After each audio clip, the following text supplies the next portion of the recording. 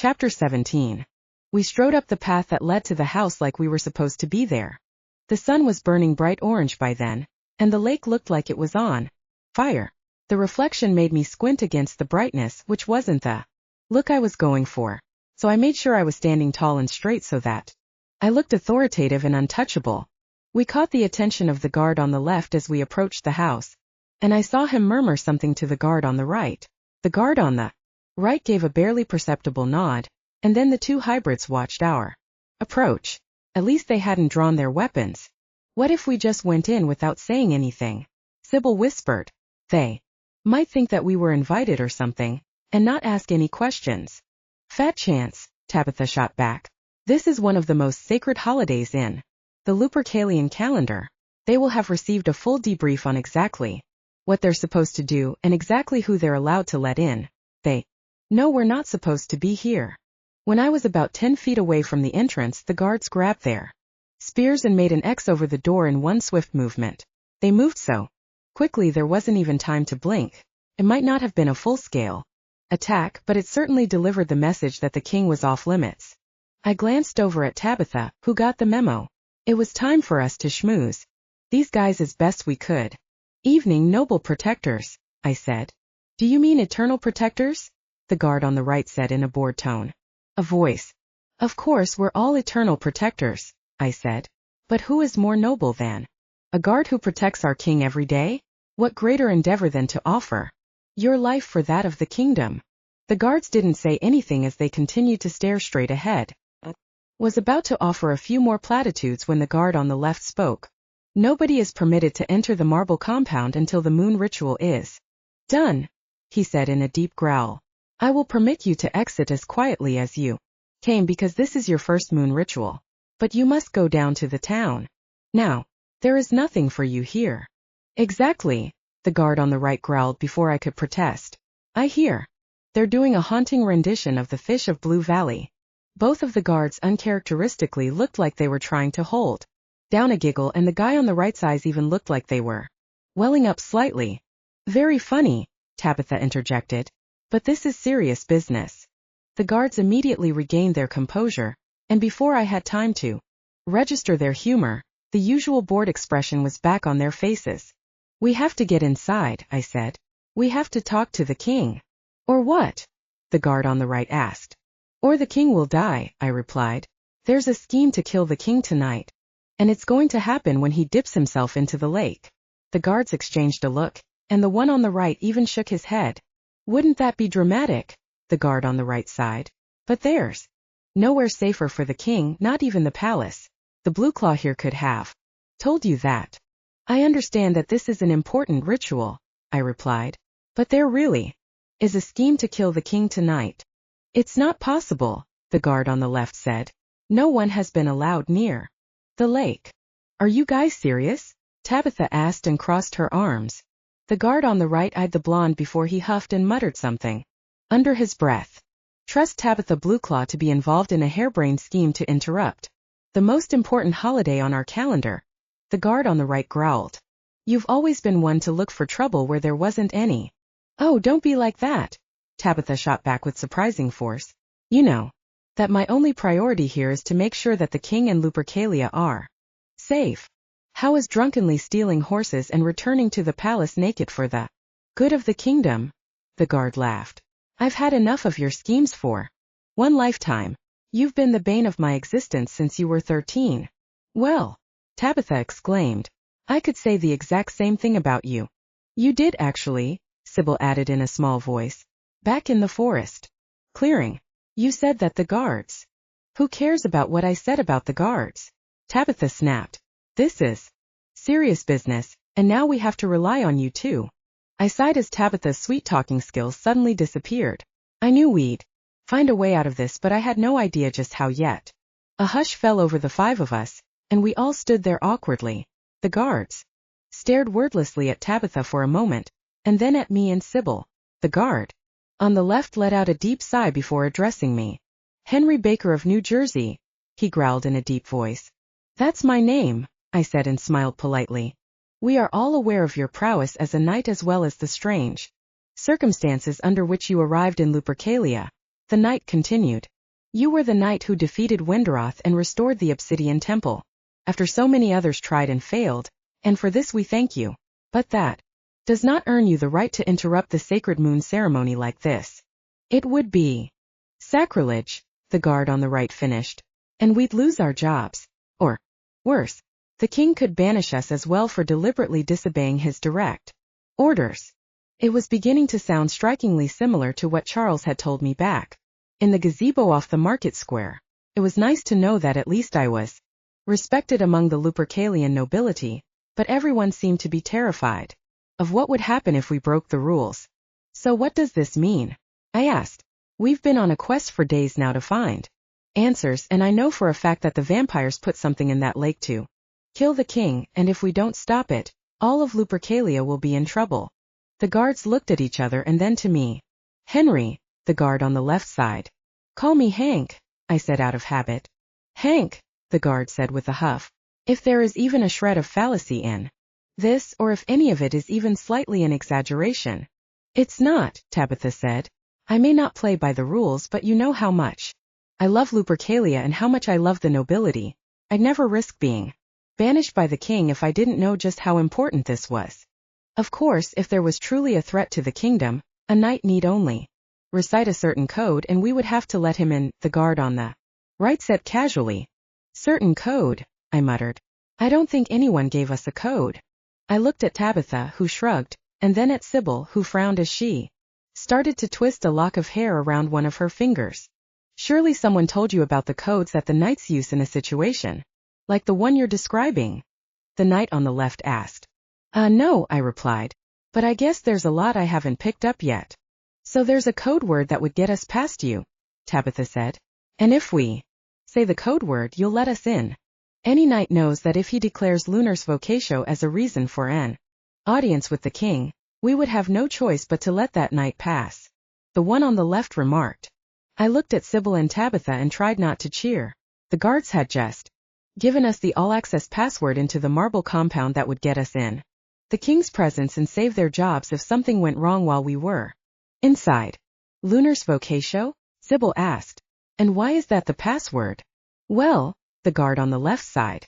There have been several instances in the history of Lupercalia where divine appearances by the moon goddess have been either dismissed or underestimated. There was the flood warning of Gomel, for instance.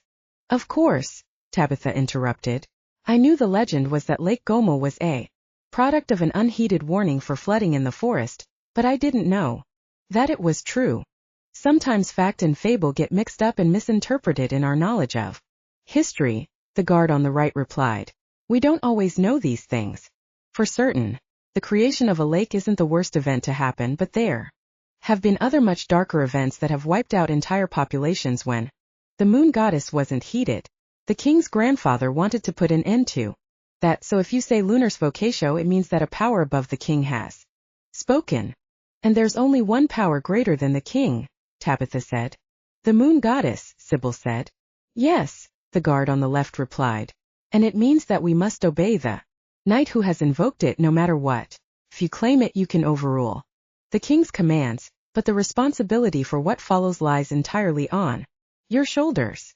I can live with that, I said as I glanced toward the sky and saw that the sun had nearly set. I claim Lunar's Vocatio, and I must see the king at once. The guards looked at each other shiftily, but then they slowly pulled back the spears that had formed an X in front of the palace door. I made a step forward, but the guard on the left held out his hand and slowed me down. He said. We must respond. I don't understand, I said.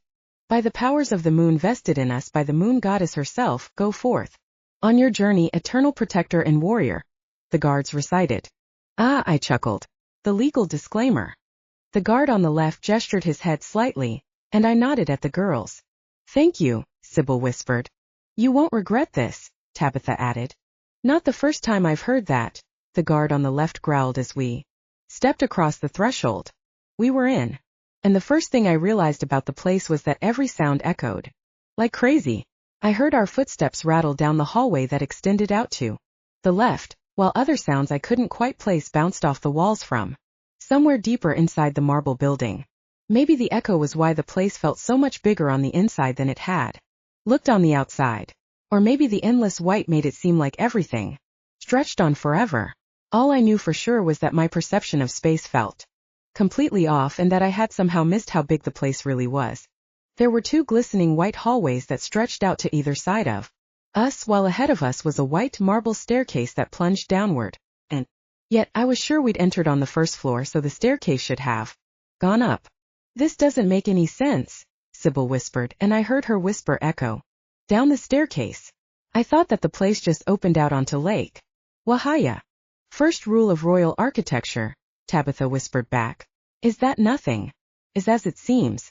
If it looks a certain way from the outside, there's no way it'll be like that on the inside.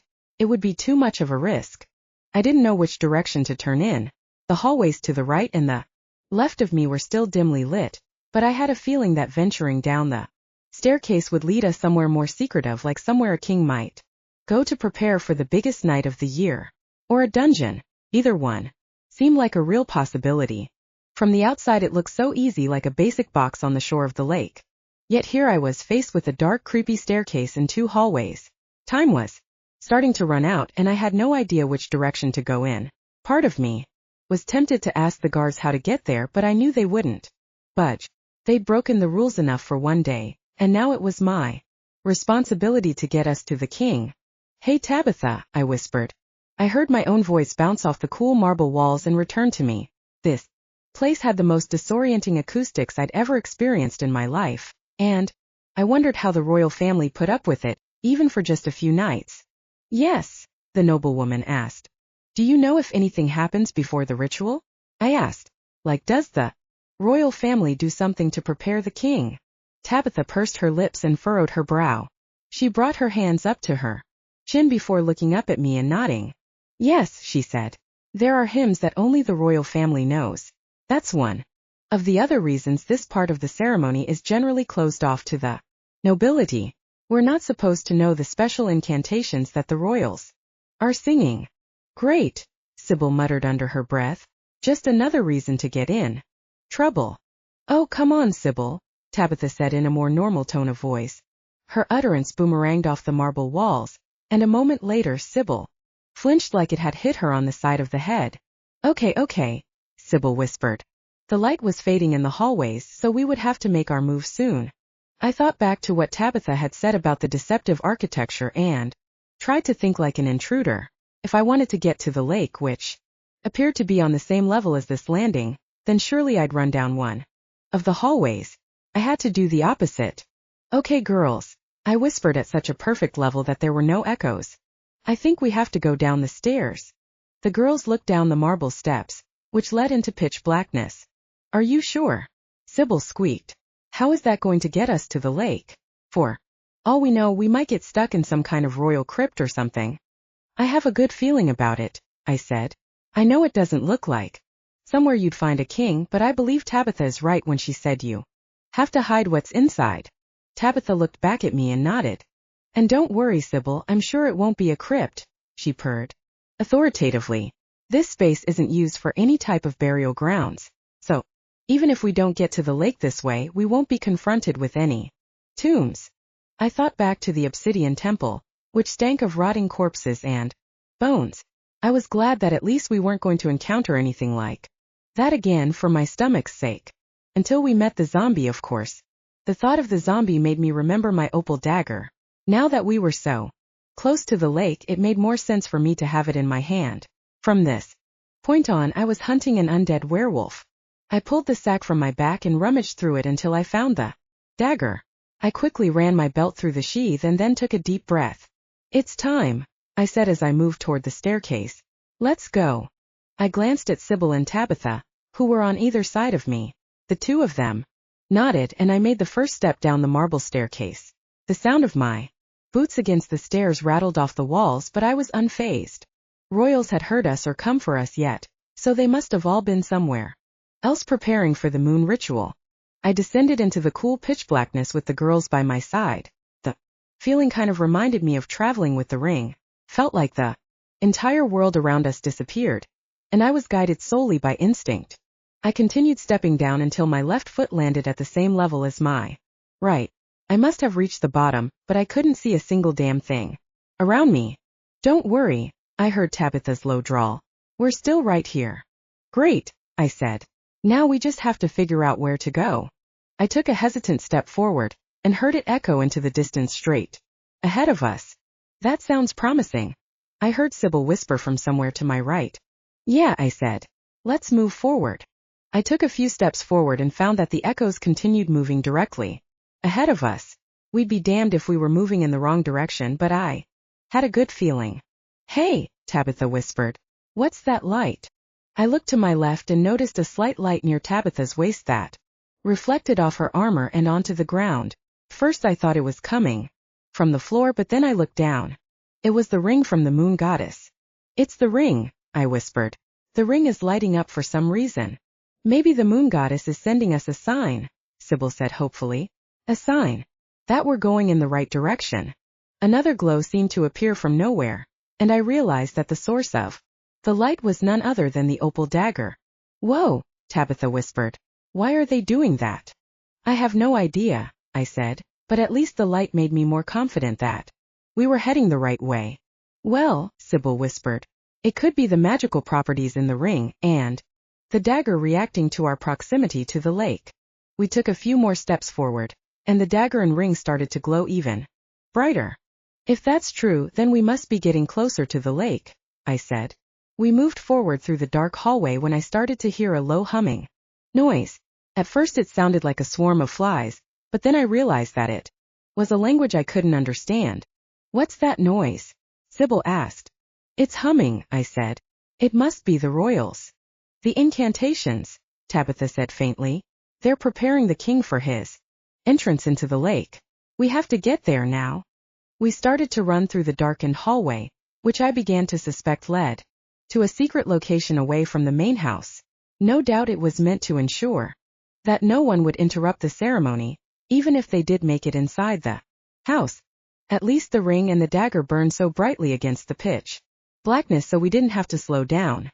The humming became louder and more rhythmic, and then a drum began to keep beat with the singers. Our echoing footsteps served as a counterpoint, but the royals were so loud that they apparently didn't hear us. I finally started to pick out a shape, and I realized it was a set of stairs that led back above ground. By the time we reached the first step, the sound of low, ominous humming boomed from above us. Holy crap, Sybil whispered. We must be really far away from the compound. Makes sense, Tabitha sighed. The location where the moon ceremony takes place is only known to the royals, and they wouldn't want it to be somewhere obvious like right outside your back door. Well, I sighed. I guess it's us and the royals who know the spot now. I bounded up the stairs and the fresh smell of the lake filled my nose. It was completely dark outside, but I saw the glow of a torch and heard the sound of the royals humming their low incantation. I looked down at my right hand and saw that the dagger was glowing brighter than ever now that I was practically in the lake water. It took me a moment to orient myself in the darkness, but then I saw the glowing marble box. We were nearly half a mile from the royal residence, and I sent the moon goddess a silent prayer for guiding me to the steps. If we'd wasted time searching the hallways, we never would have made it in time. The humming drew my attention to the waters of the lake, and I saw the royal family about 20 yards away from me. No one had noticed me yet because everyone was facing Lake Wahaya, but the king wasn't in the crowd, and when I scanned the water, I spotted the king's hybrid form as it walked calmly into the water. The king was already at hip depth, and his navy blue cape billowed just above the water as it was caught by a breeze. I couldn't see the bottom of the lake, but I had no doubt he'd soon be in deep water, both physically and metaphorically. Stop! I shouted as I started to run toward the lake. You have to stop what you're doing. The humming stopped, and 20 faces turned to look at me in shock and disgust.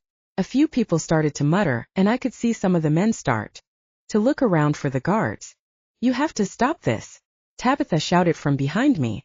I knew the noblewoman was putting everything on the line for this, and there was no doubt that the royals would recognize a blue claw.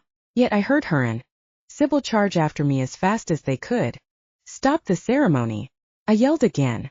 It's a trap. Chapter 18. I bounded over rocks and leapt over fallen branches as I raced toward the lake. I was pretty sure that the glares of the royals could have killed me alone, but I had no time to argue with them.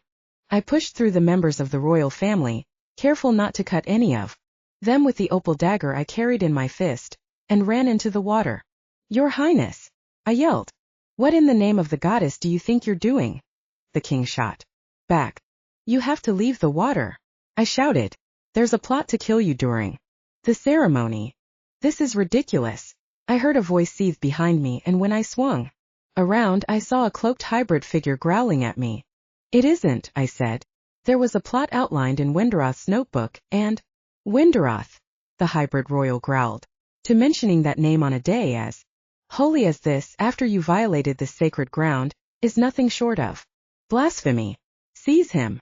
A few royals stepped forward, but I knew that none of them would have it in them to actually attack me. I held out the glowing opal dagger with my right hand, and their eyes widened. "You think I don't know how important this is?" I asked. "I know exactly what the moon ceremony means to you and to all of Lupercalia. But the king is in grave danger. Windaroth was part of a plot to kill the king on this exact date." "And how exactly will Windaroth kill the king?" a hybrid cloaked figure to my right growled. "When you yourself killed Windaroth all those months ago?" I shot a glance back at the king, who was facing us as we argued. The leader of Lupercalia didn't look happy, but I was relieved he hadn't called for the guards and ordered my arrest. Now all I had to do was convince him that the danger was real. "Windaroth had a notebook," I said to the crowd, and then I turned to the king. "The notebook was in code, as you know, but with the cipher's help we discovered that the vampires plan to create a monster to kill you. That monster is in the lake, and if you go in any deeper, it will kill you." "Blasphemy!" the cloaked figure roared again. "You've clearly misinterpreted the notebook. There are stories of lake monsters in every puddle of water in the kingdom. Clearly, the vampire was simply describing one such story. But I will not let you destroy a year of good health and good crops for this nonsense." "I'm telling the truth," I growled as I turned back to the king's family. "The vampires have been planning this for years." "The vampires?" a woman scoffed. "Those brainless fools couldn't organize a cocktail party, much less an assassination." One of the cloaked figures at the back started singing something in the mysterious language, and a few other voices joined in. It was clear that nobody in the Lupercalian nobility wanted to listen to us, and it would be their downfall. I felt someone's gaze sear through my skull, and when I turned around, I realized it was the king. "Your Highness," I begged, "you must leave the water. We have had enough interruptions for one night," the king said. "Lake Wahaya did not light up as it usually does at the proper time. If we want the kingdom of Lupercalia to be fed this year, we must respect the delicate conditions that the goddess has given us." Of course the lake didn't light up. There was a giant creepy monster in it that was waiting for the perfect moment to kill the king, but none of them would listen. "Sire," I called after him, but he ignored me and turned to face the lake. He moved forward into the water until he was waist deep, and his cloak floated behind him. But Lake Wahaya refused to glow, even though the dagger was as brilliant as the moon itself. Few of the voices faltered for a moment as they realized that something was wrong, but the rest of the chorus kept singing. But then the glassy surface of the lake started to ripple at a spot just to the left of the king. The king froze as if he wasn't sure what was happening. The ripples started to bubble, and then a plume of water shot into the air as something started to make its way to the surface. The royals behind me started singing even louder and faster, while the drums' rhythm began to sound more like a frantic heartbeat. The water swirled and splashed closer to the king, and the king started to move toward it. "No, no, no!" I cried out as I started to wade deeper into the lake. A hand emerged from the water, though hand wasn't quite the right word. It was like my hybrid hand with long lupin fingers and claws, but it looked like it had been steeped in a jar full of formaldehyde for years. All the hair had dissolved, and what was left was grayish-green skin with several cuts and flaps of skin hanging off of it. The royals finally stopped chanting and went completely silent. Even the drumbeat faded away as the arm that was attached to the hand rose out of the water as well. Yep, shit was getting real pretty damn quick. I felt like I was in slow motion as I tried to push my way toward the king.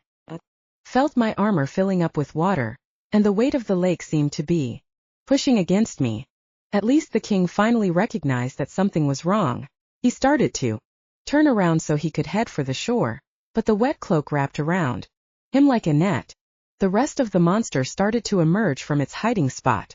The hand was attached to a green mottled arm, which in turn was attached to a torso that looked like it had been hanged, drawn, quartered, and then sewn together. I was about waist deep when the monster finally stood at its full height. Heard several royals who were back on the shore either scream in fear or run away. I heard the sound of people vomiting as the disgusting beast the vampires had animated rose out of the water. It was about 12 feet tall, and it smelled like a mixture of old fish and dead flesh. It had a furless torso that had its own eerie glow, and a third leg where its tail would normally be. The whole thing looked like it had been crudely sewn together from mismatched parts. The leg on the left was a dark, bruise-colored green with patches of gray fur, while the one on the right was white and hairless. The right arm was far too long for the rest of the body, and I guessed that the vampires had joined two arms together to make one long one. And then there was the face. It had the basic werewolf structure of a long snout and canine ears, but the skin was missing from the jaw. Sharp teeth stuck out from what should have been the cheeks, and blank, dull eyes swept across the surface of the lake in search of its prey. Holy shit.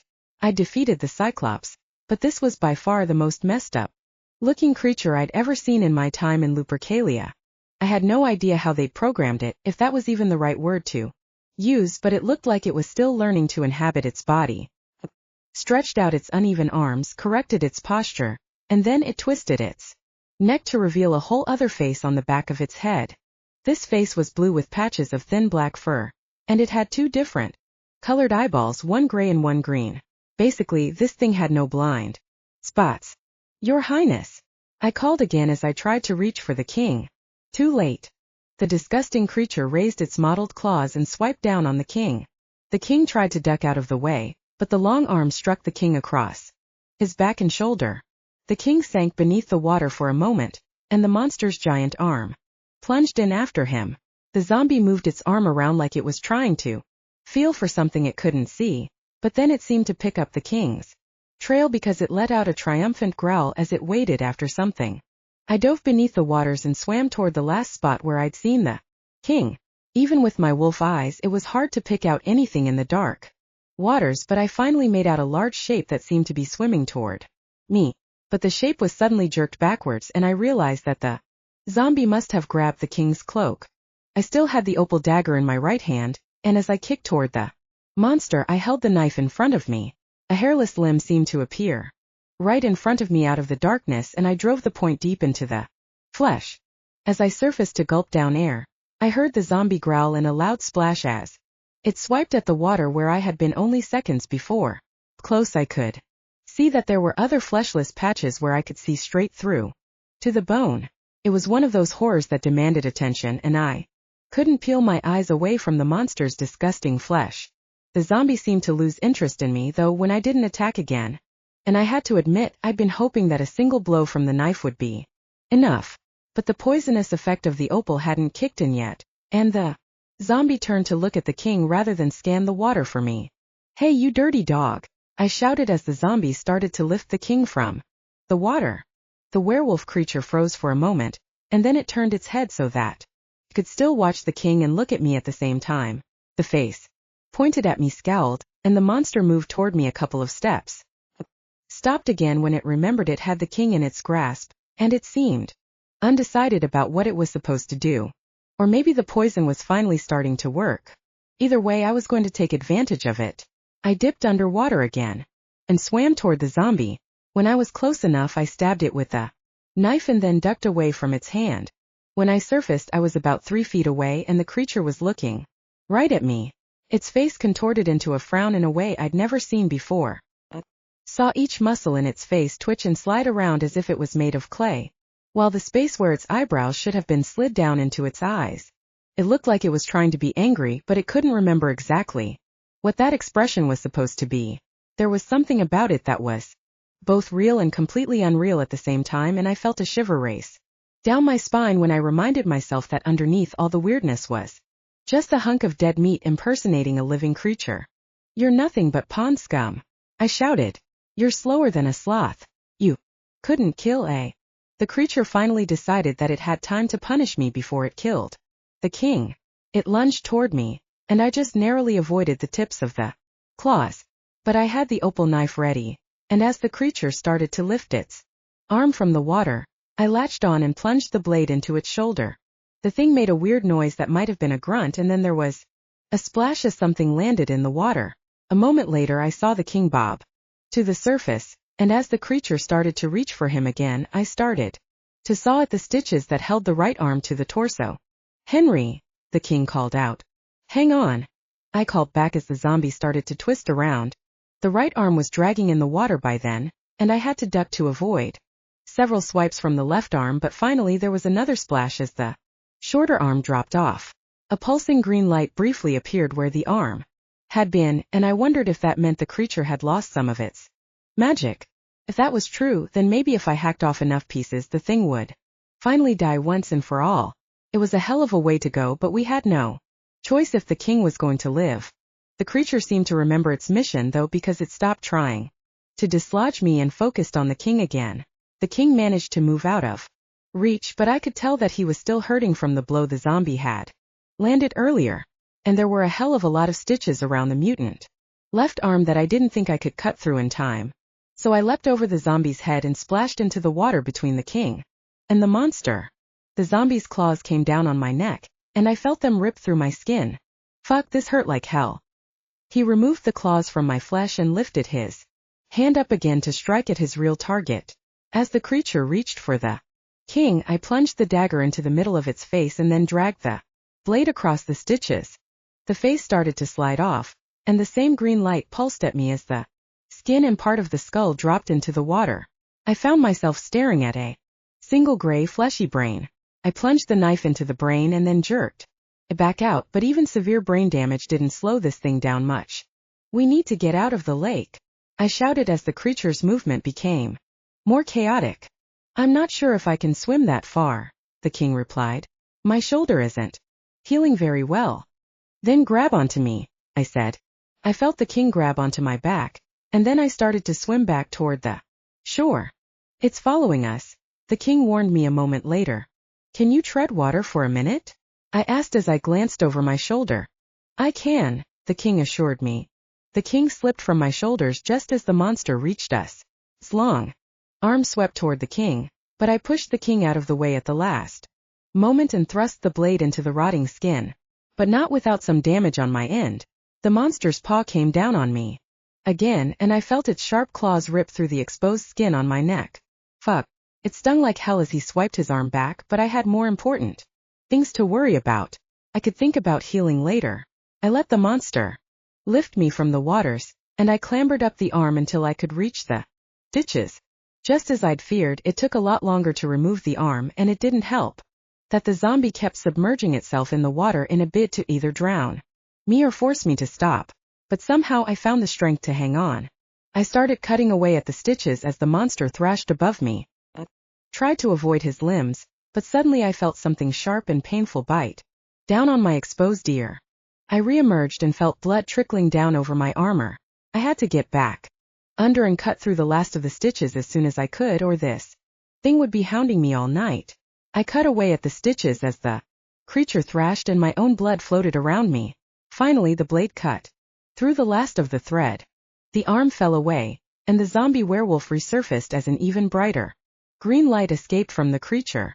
It had been reduced to 3 legs and half a head, but it wasn't done yet, and while I gulped for air it lunged toward the king again. Shit, I muttered as the thing closed in on its target. The king managed to move, though I could tell he wasn't fast enough to make it to shore before the thing caught him again. But removing the weird arm seemed to release more of the magic than the other pieces had, along with a weird scent that reminded me of rot and rat poison. So maybe if I removed the other weird limb, namely the third leg, I'd finally release enough magic to end it. I dove underwater again, followed the trail of rotting flesh to the zombie werewolf, and plunged the dagger into the third leg. It was hard to see the stitches in the dark water, but the knife finally sliced through the threads. And then the green glow lit the water as skin and bone started to fall away. The first thing I did when I came back up was check on the king. He was still nearby, but at least the zombie wasn't closing in on him anymore. The zombie, meanwhile, threw its head back into the sky like a wolf about to howl. But because of the less than stellar surgical procedure used during its construction, its head leaned back at too far of an angle. The effect was jarring, especially when all it managed to produce was a gurgling sound. But now was my chance, and I was back in water that was shallow enough for me to stand in. I threw myself at the zombie and landed with a sickening thud on his chest. I heard ribs crack, but the zombie barely responded. The head started to lower, so I climbed to its shoulders and started to cut at the throat. The gurgling noise faded, the tendons started to snap, and then the head finally dropped into the water as a bright green glow nearly blinded me.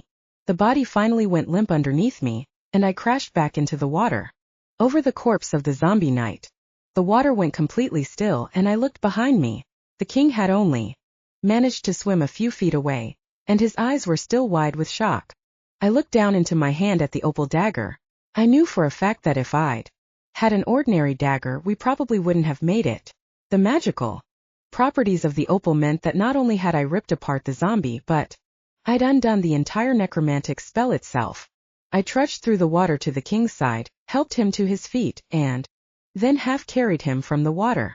I could still see the slash marks from the zombie's attack, but as we trudged back to shore, I could see that the wound seemed to be healing finally. I wondered whether it was because the zombie was dead, but I looked down at one of my own gashes and saw that it had started to heal. With my regenerative werewolf powers, I felt totally undefeatable. When we were just a few feet from shore, several others ran out to help the king. Some of the younger royals started to clap and then cheer, and soon, most of the others had joined in. A few of the older royals looked like they were still in shock, which probably explained why they'd barely moved even as the king finally made it back to land. "You did it, Hank," Tabitha said as she and Sybil ran up to me. "You saved the king. That thing was huge, but we never doubted you for a minute," Sybil added with a laugh. "You've saved all of us," the cloaked hybrid figure who had tried to stop me before said. He fell to his knees before me and touched my boot. "I ask for your forgiveness, eternal protector." "He's not only an eternal protector," another voice boomed. "He's the eternal savior." "Eternal savior," the hybrid in front of me repeated and then looked up. The king shooed away a group of cloaked figures who were trying to wrap him in several oversized towels and walked toward me. He looked and sounded stronger than he had just a few minutes before, and I sighed in relief that the injuries the ruler had suffered didn't seem to be lethal. "Henry the Baker of New Jersey," the king boomed. "The eternal savior of Lupercalia." "Eternal savior," the crowd cheered. I looked around at all the hybrid royals, and a few women in human form who were also wearing cloaks. I looked down at Tabitha and Sybil, who were smiling up at me. They pumped their fists and cheered with the crowd. "Eternal savior of Lupercalia. I like the sound." Chapter 20. In the lake of Leaderly I used to splash and swim. And then one day I saw a man and thought I could be just like him. "Sybil, will you please shut up with that song about the fish?" Tabitha groaned. I heard some shuffling around and the clanging of armor on the marble floor. "Oh, but Tabitha, it's the best song in the whole show," Sybil pleaded. "It's so catchy. It's going to be stuck in my brain until the day I die if you continue at this rate," Tabitha sighed. I opened my eyes and was immediately hit with light reflecting off of the bright white ceiling. I hadn't even noticed that there was a window in the room before we'd tumbled into bed, but when I looked around now I noticed a small hidden pane on the side of the wall, situated in just the perfect spot to let in the light without interrupting the marbled surface of the wall. My eyes opened fully, and I focused on the solar system that had been so carefully carved above me. I blinked a few times and took a deep breath in. dance with me until this old lake meets the sea," Sybil sang with impressive gusto. I'd never actually heard her sing that much before, since she usually just played her wooden flute. Her voice was nice, but it was certainly a dramatic wake-up call. I sat up in bed and rubbed my eyes. "Oh look," Tabitha said. "You've woken up Hank with your terrible music." Sybil ran over and plopped herself on the foot of the bed with a giggle. "Morning, eternal savior," she sang and crawled up to me. She gave me a kiss on the cheek, and I brushed my hair out of my face. For a second, The events from the previous night replayed in my head. What a time we'd had. What time is it? I asked sleepily. You'll be shocked to know, Tabitha started, that it is 10 in the morning. 10? I asked. That's a far cry from the crack of dawn. What have you girls been doing all morning? We went to sit by the lake, Sybil replied.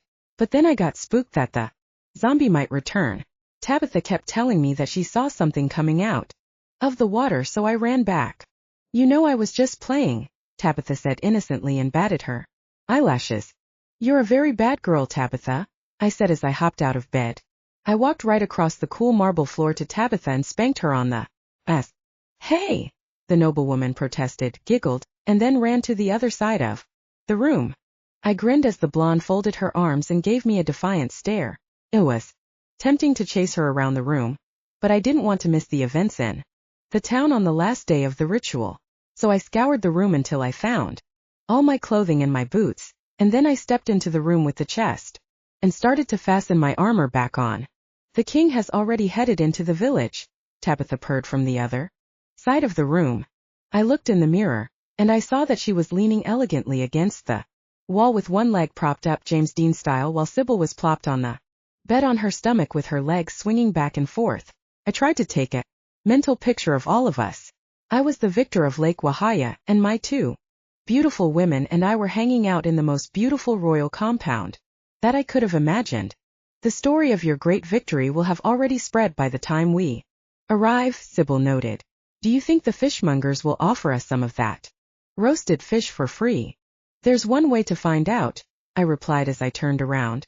I'm sure there will be plenty of unending praise and adoration, Tabitha said. You might need to prepare yourself. I think I can deal with that, I said with a grin. I grabbed my satchel from the floor, Tabitha grabbed her satchel, and then we stepped into the hallway. There must have been more hidden windows because the length of the hall was brightly lit as well. It reminded me more of a spa than a royal compound, but I guess that was the point. This was where the king came to relax after all. It was weirdly quiet though. Even though the royal family had left for the village already, I had at least expected there to be servants in the place. Felt like we were all alone though, and I briefly considered returning to the room to spend more time with the girls. But I had a sneaking suspicion that Charles and the king would frown on that, especially since the king had probably already announced my new title and what I had done to earn it. When we reached the front doors, we looked at each other, and then I shrugged and opened the door. We stepped out into a beautiful, crisp morning, and I smiled as I felt the sun on my face. The girls started down the steps, but I turned to look at the guards who were on duty. It was the same two hybrids from the night before, and for just a moment the one on the left smirked. It sounds like last night was a success, the left guard remarked. We couldn't have done it without you two, I replied. We should know better than to doubt a blue claw, the right guard chuckled. We won't be doing that again. Really? Tabitha asked, and her eyes widened. So, is this like a golden ticket to everywhere in the palace and all royal grounds? Absolutely not, the guard shot back and rolled his eyes. But on this occasion, I have to pay respect where respect is due. Well, Tabitha said and blushed. I am honored, and thank you for your help. As Hank said, we couldn't have done it without you. The right guard gave a quick nod, and then their faces went blank as they slipped back into their usual stoic personas. To the village, Sybil declared as she bounced down the steps. I'm so excited. Me too, I laughed as I chased after her. Are you going like that? Tabitha asked from behind me. I stopped in the middle of the trail and then grinned. My squire was right, and if I was going to be fated as a hero, I was going to look like one. Shook my head back and forth and felt the power course through my veins. Felt my muscles stretch and the fur grow out, and a few seconds later I was in my hybrid form.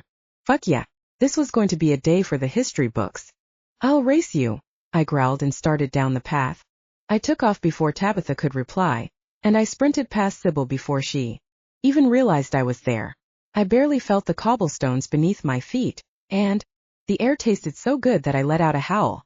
I didn't slow down until I heard voices, and I finally stopped just before the path joined the main road.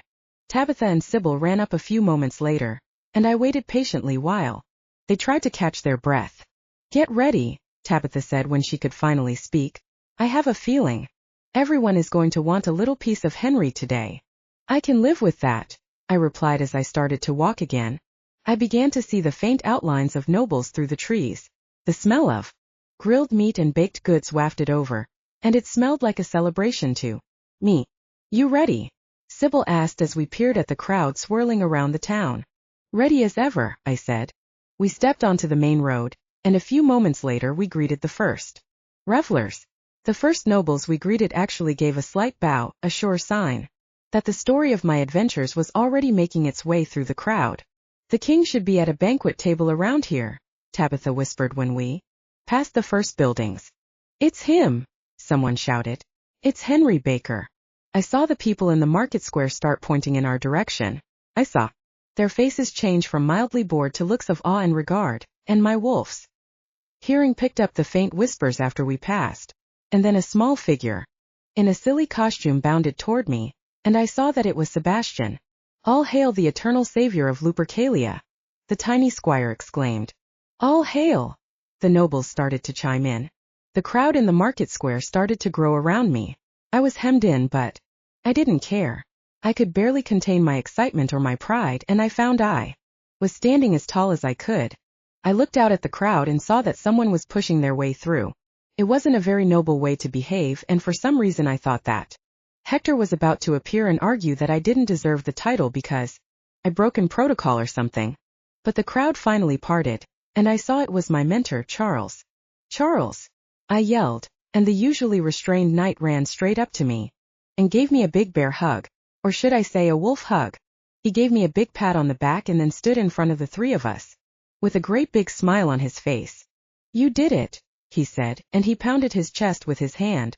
You saved the king and the kingdom of Lupercalia. I knew that you were onto something even if I couldn't be as helpful as I would have liked to be. Thanks, I said with a smile. And don't worry, you helped us more than you can ever know. Because of you, we made it to the king in time. Well, I understand some other knights might have helped as well, he said and winked. We laughed together, and then I realized that the crowd had gone quiet. It seemed that every eye was now on me, and the Lupercalian nobility were waiting for something. What now? I whispered to Charles.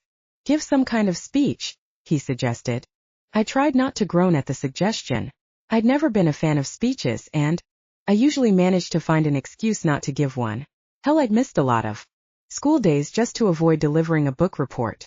But Charles nudged me forward and I took a deep breath. Guess there was a first time for everything. Hello everyone, I said and cleared my throat while I tried to work out what to say. I looked through the audience and saw Greyback, who had a big silly grin on his face. He winked at me and I instantly felt at ease. Good start, Tabitha whispered and squeezed my hand. I'm not a big speech giver, I said to the crowd, but I just want to say that above all, I'm glad the king is safe, and I am happy that all of you are safe as well. It's an honor to be a knight of Lupercalia, and I will always do everything I can to ensure that it is safe. I looked around at Sybil, Tabitha, and Charles and nodded. Greyback lifted one of his fists, and the rings that covered his fingers sparkled in the sunlight. Tiny rainbows danced above his hand for a moment, and then he let out a long howl. All hail the eternal savior, the knight shouted in his gruff voice.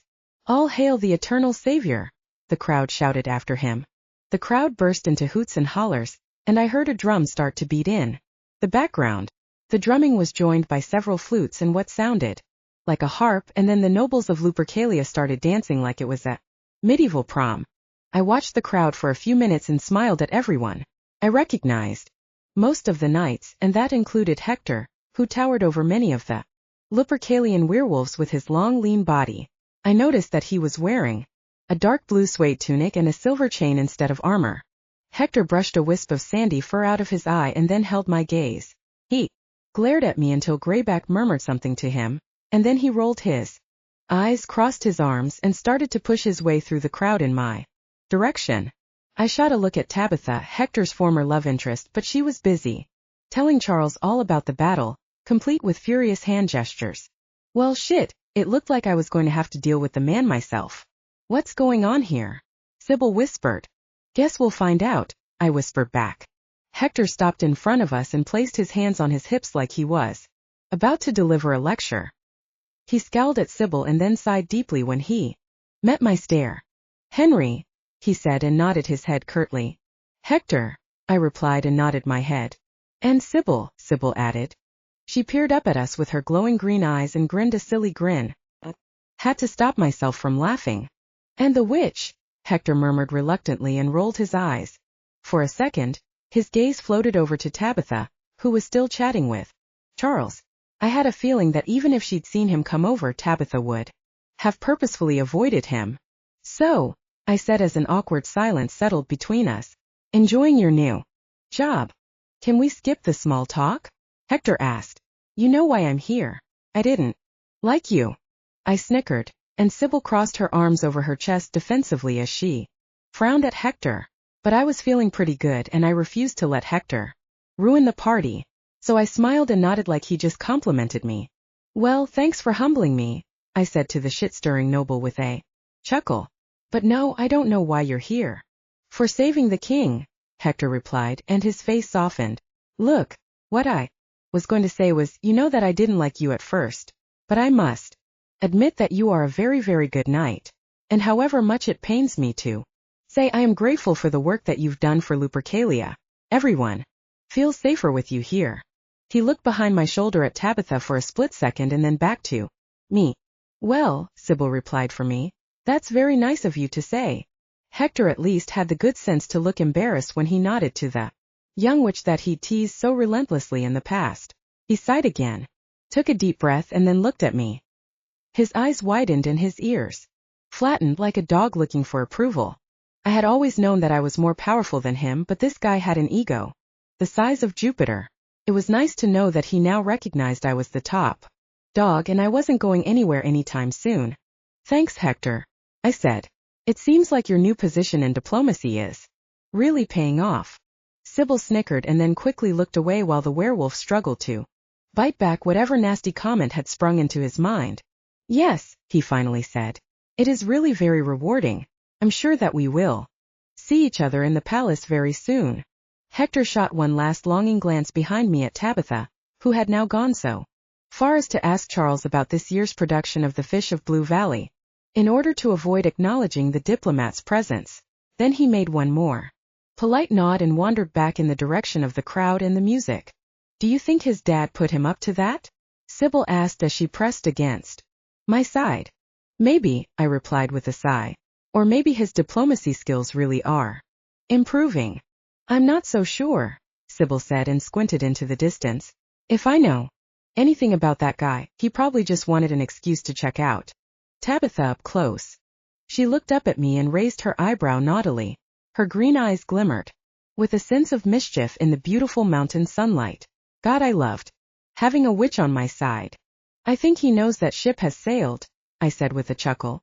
Tabitha wanted to avoid him so badly that she wanted to hear about the nuances of Dromgool's choreography for the pantomime this year.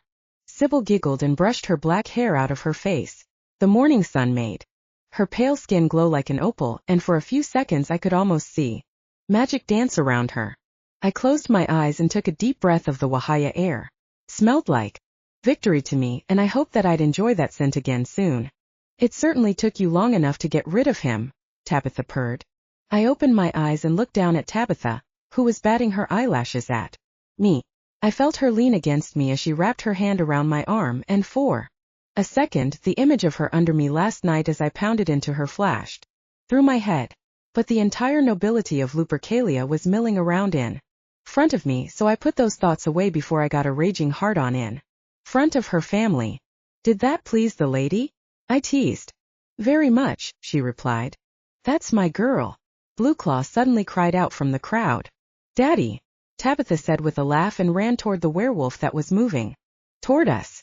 Don't strain yourself. Oh, don't fuss over me, he said with a husky laugh and waved his paw in the air.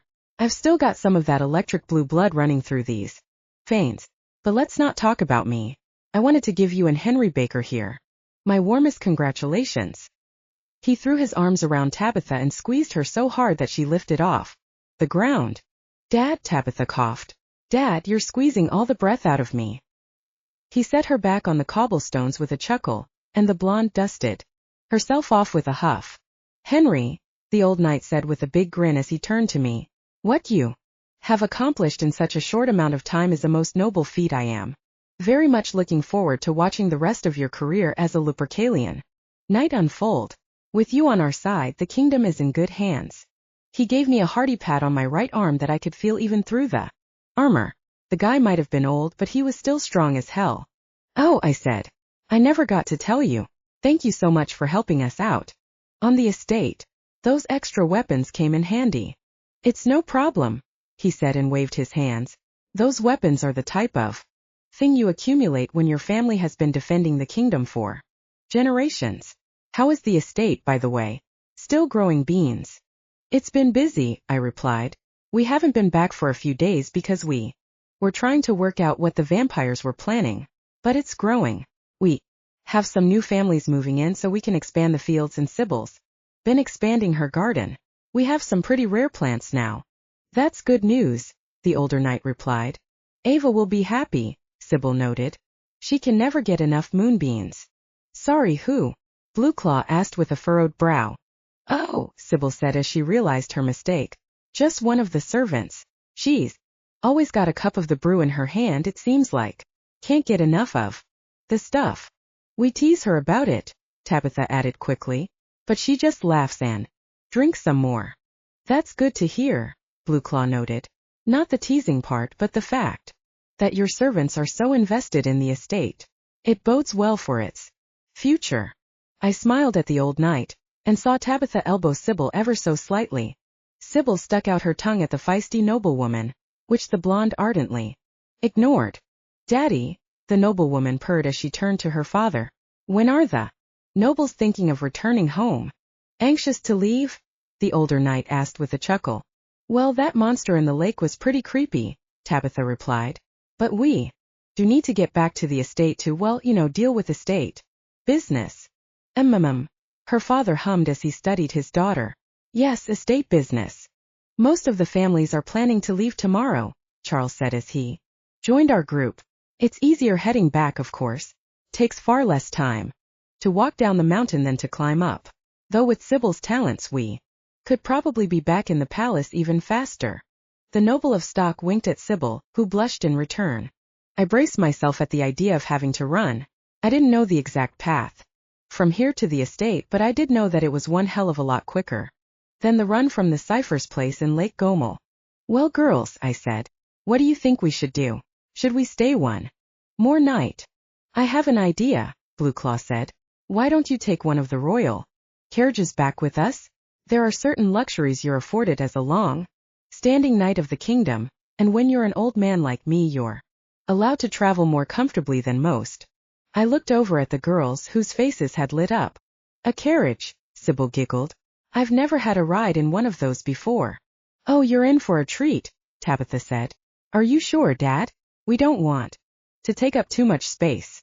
Nonsense, he said. There's plenty of room for you three as well as your mother and I. We can start the journey today and ride through the night if that suits you. That would be wonderful, I said. But I just have one question. How do you have a carriage if horses don't like shifters? Or blue bloods? The old man put his hand on his chest and laughed. Oh, Henry, he said. I'd love to see the kingdom of Lupercalia through your eyes. It's so refreshing to an old hand like me. But you're right, we don't have horse-drawn carriages. He shot a mischievous look at Tabitha, who laughed and shook her head. The carriages are drawn by direwolves, the noblewoman explained. Okay, that made more sense and it was pretty damn cool. Well, I said, after the quest we had, I'm more than happy to let someone else do the running. Excellent, Blueclaw said. We'd planned to leave right after the king's usual speech about the success of the ritual, but of course we had to stay and see Tabitha after we heard his story. Can you be ready to leave in, say, 10 minutes? We can have you back at your estate by dawn. We're packed and ready to go, I replied. Meet us at the edge of the square then, he said.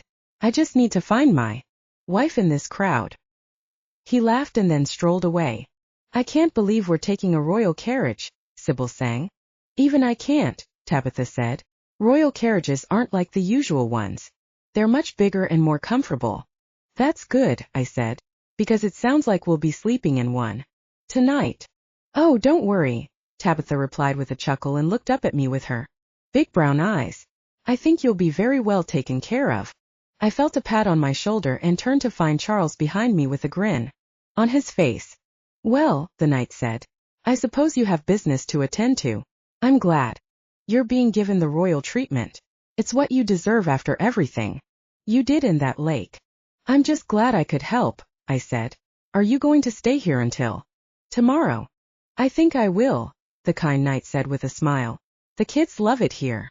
And of course I used to come here with my parents and they did with their parents before them. But it's harvest season very soon, so I'll be spending most of the upcoming month in stock. I'll stop by the estate when I can. Sounds great, I said. We'll see you soon, Charles, Sybil said and waved as the knight started to walk toward the square. I'm looking forward to it, he called back. And I can't wait to see the look on your brothers' faces when they find out what you've been up to. Sybil broke into a fit of giggles, and for a moment we watched the nobles eating, dancing, and generally having a great time. All right, here's the plan, I said. We ride back to the estate with the Blue Claws and we use that time to rest and recover. Then we head straight to Jersey. I can't explain why, but I just have a feeling that we need to get there as soon as possible. Sounds like fun to me, Tabitha said. I'm looking forward to a carriage ride, instead of having to ride on your back. Not that I dislike riding on your back. I just prefer to ride me in other ways? I interrupted with a smirk. Tabitha blushed a deep pink color and waved her hand at me. Don't say anything like that in front of my parents, she warned me, or I won't hear the end of it. Sybil giggled even more, and the three of us started to walk through the market square in search of the royal carriages. At least you didn't have to do any of the actual running, I laughed. Or drink my speed juice, Sybil added. So you admit that it's absolutely foul? Tabitha asked. No, Tabitha, Sybil said in a low voice, and her face scrunched up in a frown. It's different when I say it because I'm the one who, oh my goodness. Sybil's eyes had widened as she looked past me, and I turned to see what had caught the witch's attention. Oh, do you like our ride? Tabitha asked. It was way bigger than I imagined and was nearly the size of a small house. To my right, a fleet of 4 pitch-black direwolves had assembled under the reins and a guard sat on a chair atop the carriage. The whole thing was dark wood and carved with an elaborate depiction of the solar system. It had doors and windows with little curtains, and I saw a blonde woman inside tap on the window. The small door swung open, and I saw that the interior was lined with burgundy velvet. Come in, Tabitha's mother exclaimed. Tabitha rushed ahead and clambered into the carriage, while Sybil and I exchanged uncertain looks. This is insane, Sybil muttered. You could literally turn this into a house that a family could live in. Don't let Tabitha hear you say that, I whispered as I helped the witch into the carriage. I started to climb in, but then caught a glimpse of Blue Claw, who was in his human form once again. I shook my head back and forth until I felt my human form return. Now that I was smaller, the carriage seemed even bigger. I had to climb up several steps to get inside, but the first thing I noticed was that there was plenty of room inside, though the girls both moved closer to me once. I took a seat. Okay, this thing was beautiful. The seat cushions were the softest thing I'd ever sat on and featured overstuffed velvet pillows that made me want to take a nap before we'd even started to move. I plopped my stuff down on an empty spot and sat back against the plush fabric. Comfortable?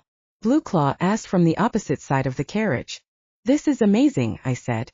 Thank you so much for letting us come with you. Guys. I looked over at Sybil, who was hugging a pillow as she reclined between me and Tabitha. This is the largest carriage I've ever been in, Tabitha said as she traced a finger over some of the carvings. Is it new? Brand new, Blue Claw replied. It's a much sturdier model and practically made for overnight journeys. We didn't want any more carriages to capsize after what happened to Morris last year. Tabitha's mother bristled and shook her head. She obviously disapproved of whatever had happened to Morris, or maybe just Morris, but when I started to ask a question about capsizing, Tabitha tapped my hand as a warning. So Morris was obviously not a subject for discussion. We should get going, Blue Claw said, or we won't make your estate until noon. Tabitha's father rapped on the back of the carriage, and suddenly I was on a roller coaster. The power of 4 direwolves carried the carriage practically through the air, and I watched the town of Wahia disappear behind us. Goodbye, Lake, Tabitha's mother said and yawned. I probably should have asked this earlier, I said as the carriage bumped over a rocky path. But is it safe to be in a carriage going down a mountain? Oh, don't worry, Blueclaw replied. We take a much less steep route. You can't even tell we're on a mountain. I had no idea what a normal carriage journey felt like, but it definitely wasn't as smooth as the Jeep, and the Jeep wasn't especially smooth. I bounced around in my seat, and I suddenly understood why everything was so heavily padded. At least the girls were enjoying themselves, and though Tabitha tried to keep a straight face, Sybil gave in to her inner child and kept giggling. The witch didn't stop laughing until the ground became smooth and the ride more tolerable.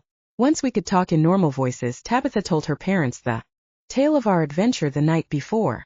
While the noblewoman chatted, I leaned back into the seat and let myself relax. I'd enjoyed the running, but I was more than ready to let Casanova handle that. I definitely wouldn't miss the speed juice, and if I was honest, I sort of liked the luxury life I could now lead. The sun set over the green fields of Lupercalia, and I felt a wash of calm come over me. It wasn't like physical tiredness from the night before. This was more of a feeling of bliss. Not only had I saved the kingdom, but now I was on my way to another new and shining venture. The Moonbeam Brew. I laid back in my burgundy velvet seat and felt my eyes grow heavy. Even though I was still in my armor, I was comfortable as hell in my luxurious surroundings. The lull of Tabitha murmuring with her family and the rhythm of the carriage made me kind of sleepy. I looked down at Sybil, who seemed to be thinking the exact same thing. She crawled in closer to me and put her head on my shoulder, and I stroked her back as my eyelids grew heavier and eventually closed completely. I opened my eyes what felt like minutes later, but the white milky light coming through the window suggested that it was dawn. I looked around and saw that Greyback and his wife were both reclined in their velvet seats and snoring lightly. Tabitha had fallen asleep on a big velvet cushion, and Sybil was still on my shoulder. I gently nudged her off of me, and the witch's eyes fluttered open. She said sleepily and raised her arms to stretch them. Where are we? I think that stock in the distance, I said as I peered out the window. We must be near the estate. Don't be ridiculous, Tabitha replied, and Sybil and I exchanged confused looks. You're just a goose. You can't carry a knife. Tabitha, wake up, Sybil said and prodded the other woman on the arm. You're having a dream. A very strange dream. Suddenly, Tabitha's eyes flew open, and she jerked upright as she looked around. What? She said and looked around in confusion. Where am I? Still in the royal carriage, I told her with a laugh and pointed out of the window. Look, we're almost at the estate. I heard Blueclaw groan slightly, and a moment later, he began to sit up. Is it dawn already? He asked and looked out of the window. I guess it is. We've made excellent time. I can't believe we're almost back, Sybil exclaimed. But this time we're returning to a horseworth of moon silver. A horseworth? Blueclaw asked and nodded his head. Lucky boy. But it's exactly what you deserve after all your hard work.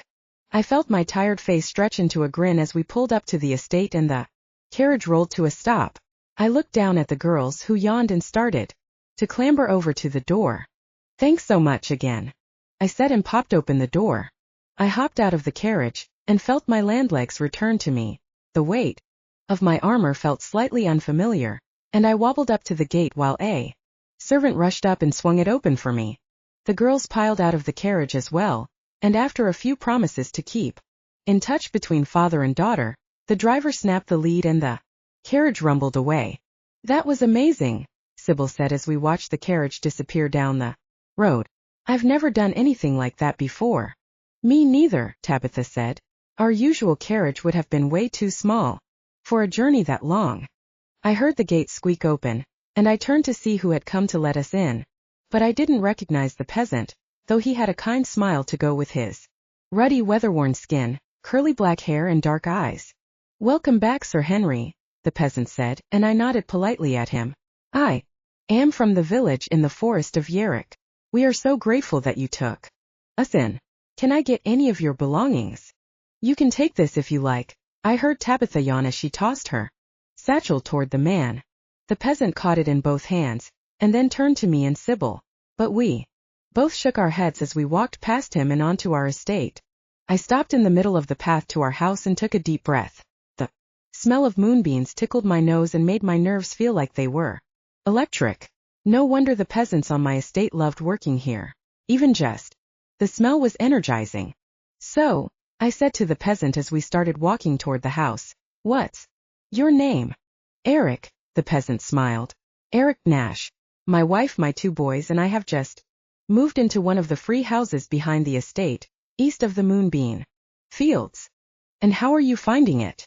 I asked. "Oh, it's unlike anything we've ever experienced," he replied. "The houses are simply marvelous. After most of our belongings were lost in the fires, we're just grateful to have a roof over our heads, but this is the best house I've ever lived in. You can't even feel the chill in the morning if you're inside."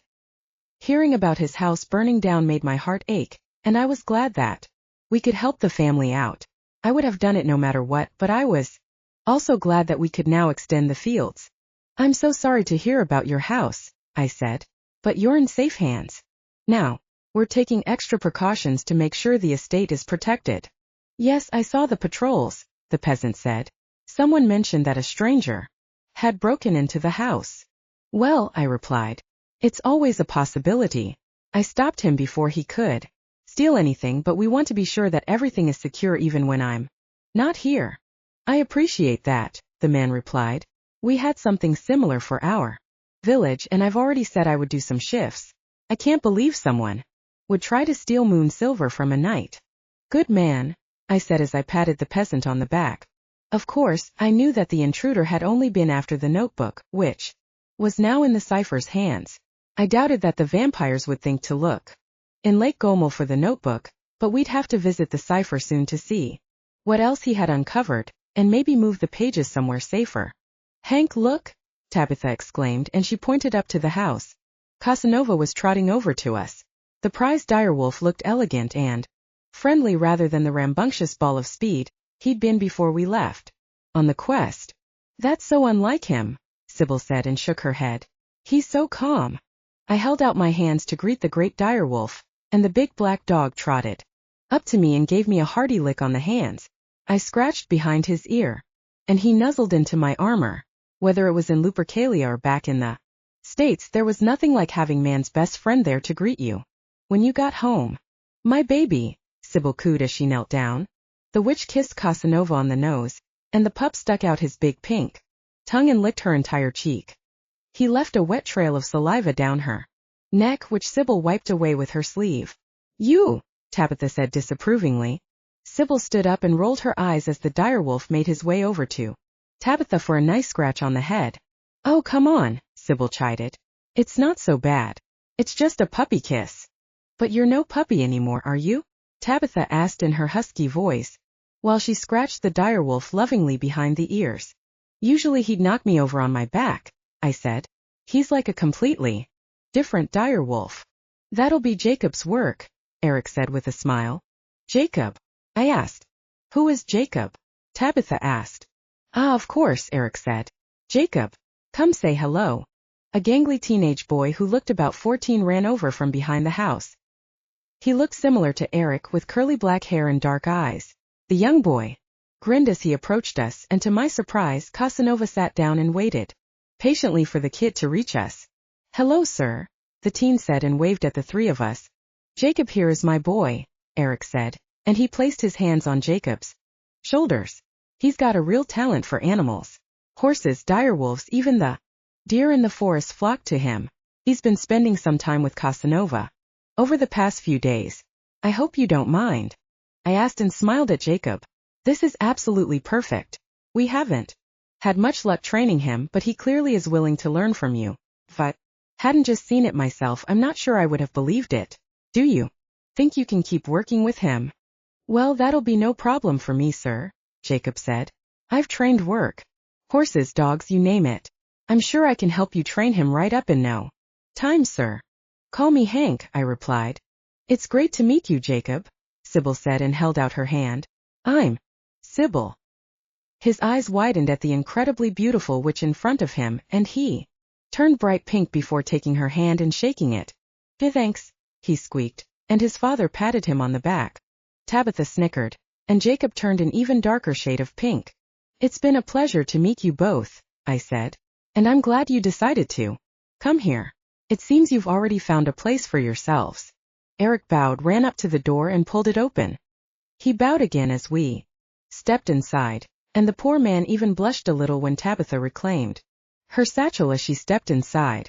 Home sweet home, Sybil sighed as she did a twirl in the middle of the foyer. Thank you, Eric, I said. Call if you need anything, he replied and then closed the door behind us. Feels good to be back, Tabitha said as we started to drop our gear on the floor. So ladies, I said, how about we change into something a little more American? Sybil suggested. Perfect, I laughed. Tabitha and Sybil sprinted up the stairs and then hurtled toward their shared closet. Their laughter trailed after them like the dust cloud behind the carriage, and I felt myself smile. I let the girls dart ahead while I walked calmly up the majestic staircase and took in the smell of the house. It smelled like wood and the dregs of a fire, and it felt good to be back home for the harvest season. When I got to the top of the landing, I hung left and entered my room, which was spotless thanks to the hard-working servants. I cast off my arm pieces and my leg armor and placed them on the wooden chest. Then I shrugged off my breastplate and started undressing. I went over to my personal closet. What would be fitting for a questing knight, who was also an American business mogul? I picked out a clean blue button-down and a pair of jeans. Everything in my closet was impeccably folded by the servants, and none of them had ever asked why I had such strange clothing and where I bought it. I guess it was in their job description to be discreet about the affairs of a noble household, and I'm sure that even weirder things occurred in other households. I pulled on the pants, buttoned up my shirt, and finished it off with a pair of Sperry topsiders. How do I look? Sybil asked as she and Tabitha burst into my room. She was wearing a black turtleneck and a black tennis skirt, which was very unlike her usual hippie self. Her long legs and shapely ass looked perfect in the outfit, and I'd never seen her wear anything so tight. Amazing, I said, and had to stop myself from mentally undressing her. You look incredible in that. It's a good switch up, right? Tabitha asked as she slowly turned in a circle, so I could take in her white turtleneck and blue tennis skirt. Hey, I said with a laugh. Why do I feel like I have a squad of cheerleaders following me around? Man, I really was living out every teenage boy's fantasy. Because we think you're the best, Sybil said with a giggle. Now let's go back. I want some more donuts. Tabitha rolled her eyes and the girls traipsed over to me. I held out my arms and they each claimed one. Ready? I asked. Tabitha said. I tightened my grip around the girl's elbows and took my ring. I twisted it all the way to the right and Lupercalia disappeared completely. We flew through the darkness of time and space and I felt a cool breeze against my face. Sometimes I wondered where we were when we moved between worlds, but we were never there long enough for me to figure it out. And this time was no different as I felt the ground materialize underneath me. To my relief, we were standing in the middle of our mansion rather than my old house. All right, girls, I said. Time to take care of business.